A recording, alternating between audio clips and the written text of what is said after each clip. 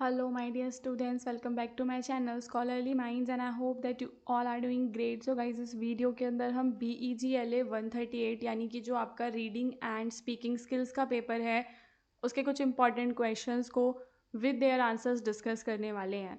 ठीक है, तो वीडियो को पूरे एंड तक देखना अगर आपको वेरी इंपॉर्टेंट क्वेश्चंस को कवर करना है. उसके अलावा अगर आपको BEGLA 138 का जो गेस्ट पेपर है अगर आप उसे परचेज़ करना चाहते हैं तो आप डिस्क्रिप्शन में दिए हुए व्हाट्सएप जो नंबर है ना उस नंबर पे हमें कांटेक्ट कर सकते हैं.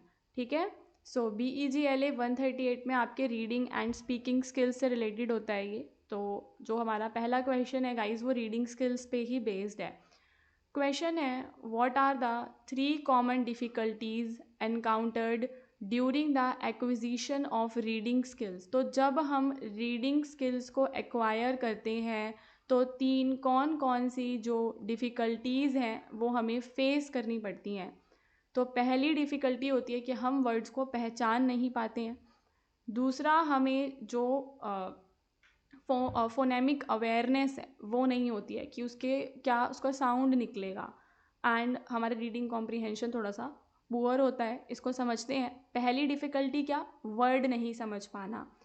तो चिल्ड्रन में find it hard to quickly recognize and read words.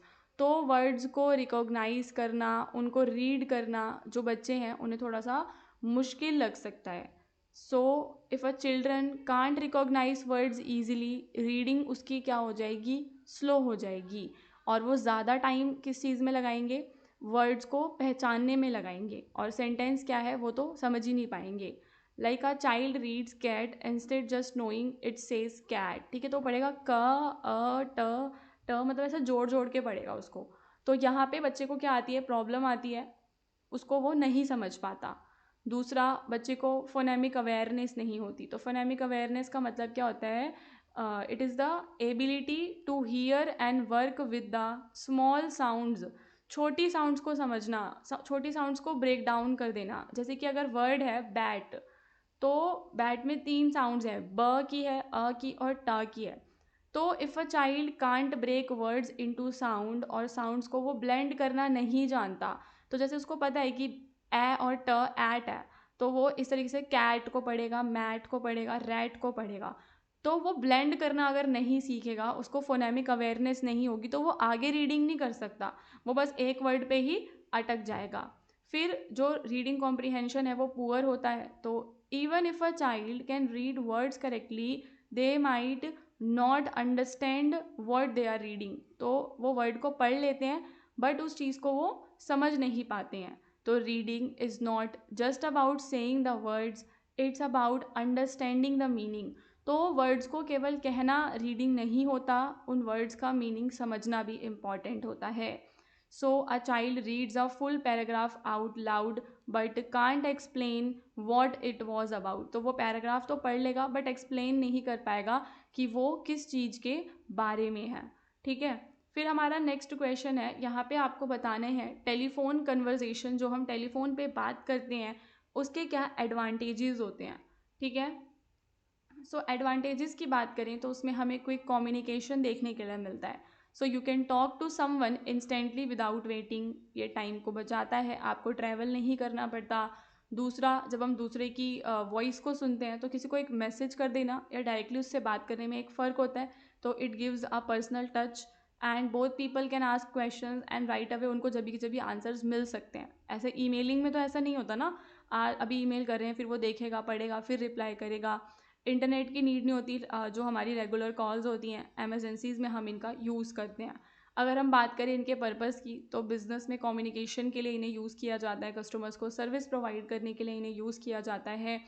साथ ही साथ पर्सनल कम्युनिकेशन के लिए भी, फैमिली, फ्रेंड, रिलेटिव्स, इन सभी से बात करने के लिए इसको यूज़ किया जाता है. अपॉइंटमेंट्स और रिजर्वेशंस के लिए भी हम इसे यूज़ करते हैं.